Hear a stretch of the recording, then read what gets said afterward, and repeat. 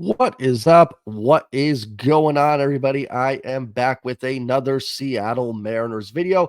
The offseason's starting to heat up a little bit. We're getting some news, which is good to see. So we can dive back into Mariners baseball a little bit. I'm going to talk about Teoscar Hernandez and the qualifying offer and everything with that in this video. Before I do that, do me a favor, hit that subscribe button. If you're new here, I'm 12 subs away from 2,500. So hit that subscribe button and like the video too if you can. That just gets the video out to more people. It lets YouTube know you enjoy the video so other people may enjoy it as well. So thank you to everybody that has done that. Let's move on to Teoscar Hernandez. So today was the deadline to give Teoscar the qualifying offer or offer him the qualifying offer. It would have been 1 year for just over $20 million. They did not offer that to Teoscar Hernandez, so now he is now a free agent. There's a lot of different dynamics to this. So I'm going to get into it from all angles here. My thoughts on it, why I think the Mariners did it, and everything to that. So I don't think it's as simple. Again, I encourage you to not go on Twitter, because if you go on there and you read some people's thoughts, it's just the Mariners front office is stupid because they should have given it to Teoscar. And just so you don't know, if Teo does not accept the qualifying, if the Mariners offer him the qualifying offer, which they didn't, so this doesn't matter, but had they done it, he turned it down and then signed elsewhere. Depending on the contract he gets, they would have gotten draft pick compensation for that. I think there's certain draft pick value if his contract goes over 50 million or under 50 million. So something to that range. I'm not positive on how it all works, but they would have got draft pick compensation. So I do get people's frustration with it, but the notion that it was just a simple, they should have done it, and that's that, I don't think is as simple, because here's the reality of it. Do you want Teoscar Hernandez back on the 2024 Mariners? I think that's the first thing we have to answer. My answer is no. I like the move when it happened, but Teo's a mid defender, a mediocre defender who doesn't get on base a ton. He's got good pop, and the slugging can be great, but it just didn't play well in T-Mobile. He had a couple really nice months, but for the most part, I think was overall fairly disappointing. He was worth 1.8 wins above replacement level in 2023, which isn't terrible. It's playable. Teo's going to sign somewhere. He's got a place on a major league roster, but it's not anything that's going to move the needle, in my opinion, too much for you. Strikes out a ton. I don't have a huge issue with the strikeouts, but it just plays more into the Mariners' hand, plays into the negative, aspects of the lineup of just swinging and missing. So I think that's the first thing to tell us. Do you want Teoscar Hernandez back? My answer to that is no. Now, a lot of people have been coming back with, well, not to me, but just in general, well, he wasn't going to accept the qualifying offer. There was no chance he would have accepted it. He would have gone right into free agency and gotten a bigger deal. And while I do agree, I don't think he would have taken the qualifying offer. I don't think it's as clear cut and dry that it was a no. 20 million for 1 year, a chance to maybe get some of his value back, have a bounce back year, if you want to call it that, and then hit free agency again next year, I think would have been intriguing for him.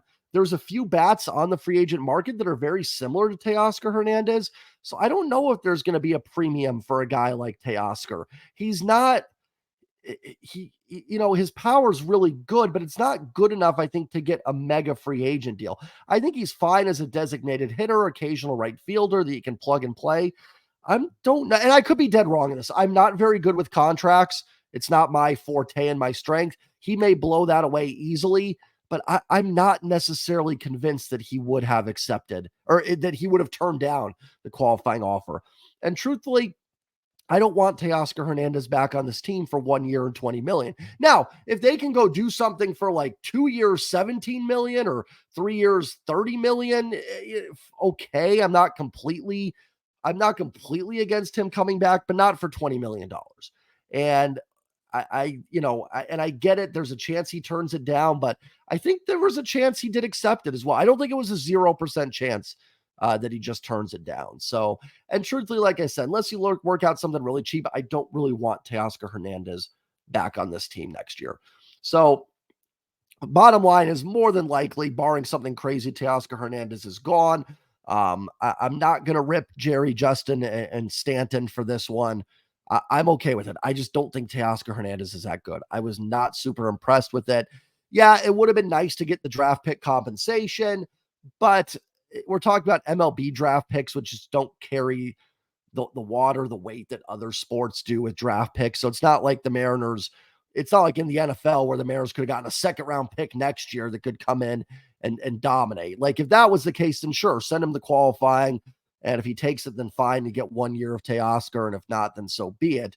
It's an MLB draft pick, which, we're talking about a guy that might not be here for 4 or 5 years. Not saying that doesn't have value and that doesn't matter, but just not something I'm going to get super worked up about.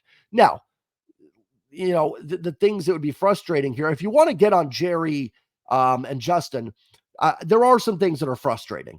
You could go back and say they probably shouldn't have traded a club-controlled reliever in Eric Swanson for Teoscar Hernandez. Not super. I'm never going to be too much against trading relievers for anybody, but you can make that case. You can make the case maybe they should have traded him at the trade deadline since they were kind of in sell mode. Maybe they should have just traded them away at the deadline and gotten something. And, in a vacuum, I'm fine with the move. Now, do I think the ownership's going to open up the pocket, to open up the wallets, and they're going to spend a ton in free agency now because they didn't bring back Teoscar? That's another debate. Like, I'm not holding my breath on that necessarily. But again, in the vacuum, I'm not mad at this. I'm just not. I'm not big on Teoscar. His bat just doesn't play real well in T-Mobile. He's not good enough defensively. He's not super great on the base paths. We saw some base running blunders from him.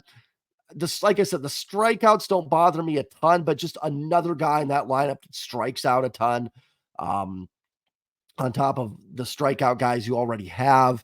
So I'm just not going to throw a huge fit about this. I do think there was a legitimate chance he accepted it. And another thing too, this may be one of those things where I'm not telling you to just blindly follow the front office, but there is probably a reason they didn't do it. Maybe they knew that he might accept it. They may have talked to him ahead of time. And you can say, well, Jay, Teo made that Instagram post that, said he needed a fresh place to play. So he wouldn't have accepted that. But I wonder if they'd already talked to him before then and let him know, hey, what's your thoughts on this? And they might have been like, yeah, I think we'll accept it. And the Mariners might have looked at it and be like, no. So I don't know. I don't know about that. We'll find out in free agency. We'll see what Teoscar gets. If he gets a big contract somewhere and he's really sought after, then maybe I'll eat my words and be like, yeah, they should have sent him the qualifying offer. But if he doesn't, gets a smaller deal, then yeah, I'm okay with this. And I'm okay with moving on from Teoscar. I have at no point had him in my offseason plans. I'd prefer them to go get someone like Lourdes Gurriel. Doesn't quite have the pop that Teo has, but he was more valuable last year than Teo by about half a win. Puts the ball in play a little bit more, so that should help with some of the strikeout stuff. So that's kind of the route I would go with right field, or, if they can work out a trade of some kind. But yeah, that's the news today. The Mariners do not offer Teoscar Hernandez the qualifying offer. You can certainly make a case, like I said, to wrap it up. I think you can make a case they should have done it. I'm not going to stand here and say you're wrong for thinking that. Like if your thought is no, they should have done it, Jay, then yeah, I totally get why you would think that. I'm not as convinced as some that he would have turned this down. Do I think it was likely? No, but I don't think it's the 0% chance that some people think it is. So quick video. That's all I've got for you. There were some other moves. The Mariners traded for a catcher from Tampa, and then they traded Riley O'Brien to the Cardinals. Relievers are going to come and go all season, especially minor league relievers. You're not going to see me make too many videos on those. It's just, guys like Riley O'Brien are going to come, go 15 times here in the next few weeks. The catcher looks intriguing. I don't think this keeps them out of the Tom Murphy sweepstakes. I hope they bring back Tom Murphy. But as you saw last year when Murphy went out, their depth is Brian O'Keefe and bringing back Luis Torrens. This hopefully gives your organization a little bit more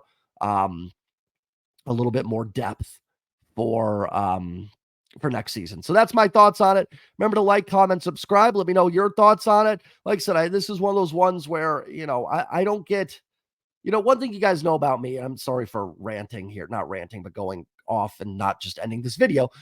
I just don't get too up in arms about things. I want to see the process play out. We are very early in the offseason. It's an important offseason for the Mariners, a very important one. But I'm not going to just rip into Jerry after one day because they didn't give a guy that I didn't even really want back on this team the qualifying offer. So that's kind of my thoughts on it. I'm going to be patient. We'll see what they do. And listen, if this offseason they don't do enough, I will be critical. This isn't, I'm not like I said, I'm not trying to simp for Justin Jerry here, but this is just something I'm not going to be up in arms about. We'll see what they do the rest of the offseason. We might look back at this in a week and go, who cares? So we'll see. Have a great one, everybody. I will be live with Rooftop tonight for a Mariner show. And I got a special treat coming up hopefully on Thursday for you guys. Interview with another Mariners content creator that is, I think, one of the best in the biz. So excited about that. Stay posted for that. Take care, everybody. Enjoy your Monday. Go Mariners. Go Seahawks. Peace.